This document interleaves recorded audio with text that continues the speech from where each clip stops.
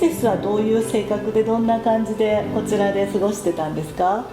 まあね、ミスターが非常に厳しい人で、はい、怒りっぽいはいとなりますけども、ミセスは柔らかい人でね、怒ったとこって見たことない。優しい人優しくて心も広くて。そうですね。でとにかくその仕事熱心っていうんですかね、東京のアトリエでも朝、8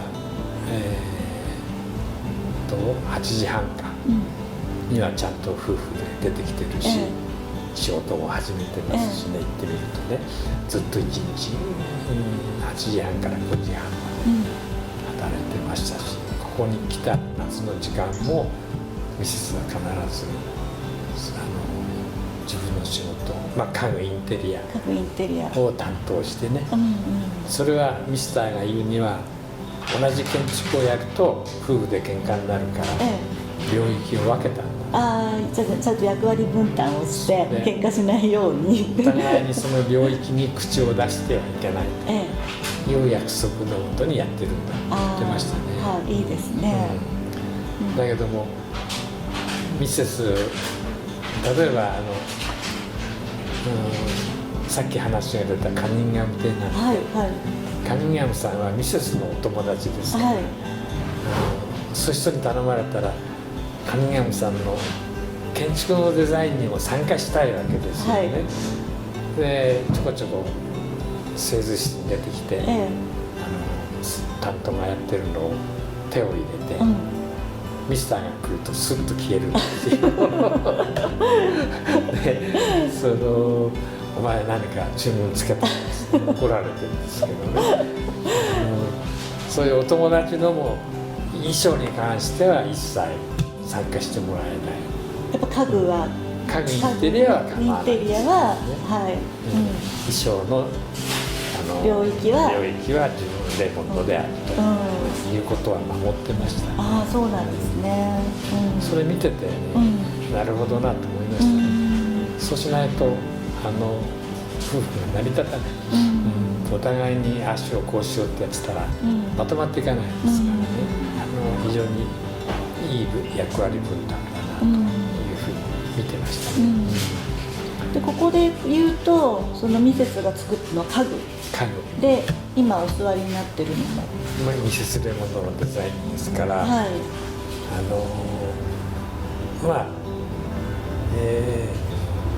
あそこに一脚置いてあるのが軽井沢の旧軽にあるセントポール教会のオリジナルの椅子なんです。絵の前にあるやつがね。どれですかね。ドアの鍵。これが教会の。1933年。ここにちゃんと書いてますね。これ。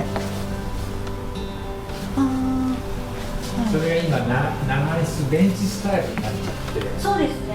この前行った時ベンチになってました。ベンチになる時にそれ教会で持ってきてくれて、ここに一脚保存しといてください。あとはみんな処分しちゃったんですかね。なんか持ってるっていう人も噂では聞いてますけども、処分したり、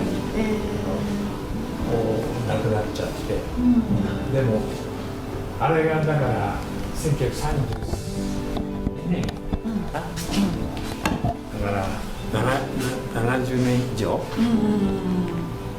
経ってる家具で、丈夫ですね。その時代に日本にはああいう椅子の家具屋さんってなかった。和式の家具屋さん、いわゆるお座敷だったんですから、日本場だったんですからね。こういう椅子の文化がなくて、あれを家具屋さんが作れないっていうので、現場の棟梁に作ってもらうようにデザインを変えたと。だから自然の丸太なんですよね。まっすぐないい丸太を探してきて、丸太を探してきて作って、で、藁で編んだ網で座と背を作ってるという。でもすごい丈夫そうですね。丈夫で合理的ですよね。まあその延長上がこの、はい、今のこっちの家具にも、さっき言ってたこれがつながってます、ね、レモンドがミスターが座ってた椅子。そうですね。ミスターちょっと大きかったんです、ね、ちょっと大きめに、ね、なってて、私座っていいですか？はい、どうぞ。でそれが向こうの椅子は昔の藁ですの網ですけど、はい、これがなんだ、畳のいぐさので編んだなんていうの、紐か。いぐさの紐、でもこれも張り替えてないですよね。張り替えてない。すごい丈夫ですね。もう60年経ってます。すごい、だいぶ傷んでるのもありますけども、すごいですね。いぐさだから丈夫で艶もあると。はい。確かにちょっと大きいですかね。そうですね。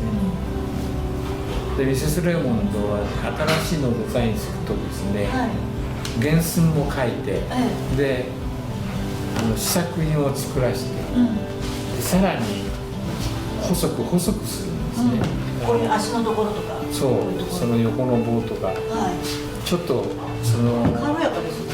強度的に言うと無理があるくらい細くしちゃう。だけどもまあ60年こうやって使えるってことはそれなりの強度があるということですよね。でもここのミスターが体重もあったから結構太いのを使ってます。こう並べると全然違いますね。そうですね。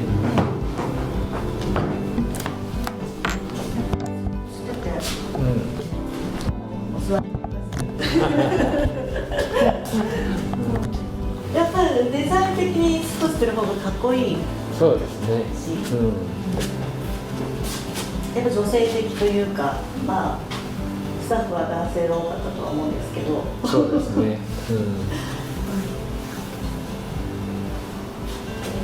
で皆さんでご飯食べるのは外でバーベキューしたりここでご飯食べたりしたんですか？お昼とか。いやいや、我々スタッフはあくまでも離れて。離れでご飯。自炊です。自炊して。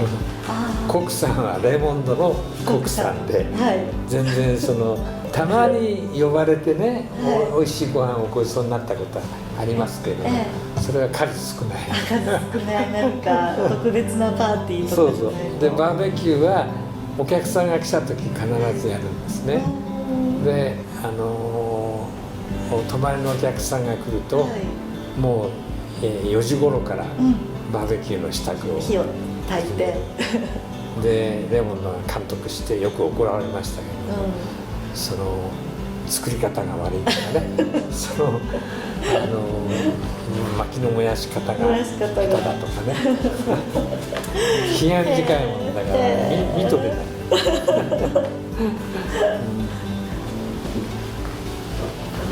ここでご飯を食べることはなく、まあ数少ないですね。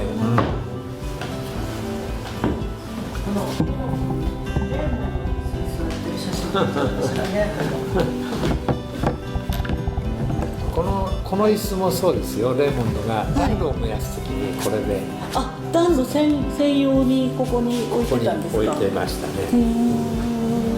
ちょっとね座が低いんです。このテーブルには合ってるんですけど、食卓用には低い。ここでもこのアームがついてるんですね。そうですね。それも小ぶりで、すごい滑らかで、すごいこれは座り心地がいいですよ。いいですね。こういうのがお客様の希望なんですか？これ。そうですね。これはソファーとベッドを兼ねるアイデアで、まあもちろんミセスのアイデアなんですけれども、僕らも重宝してます。ここで大勢の時はここに1人夜寝られます。ここのアトリエで2人寝られますからね。そうですね。ベッドになるというのはいいアイデアです。いいアイデアですね。でこれ既製品のマットを置いてるだけなんですよ。じゃあサイズはもうそういう既製品のサイズで。そうなんですよ。でこれもさっきも収納にもなってる。収納になるんですね、だから使いやすいですね、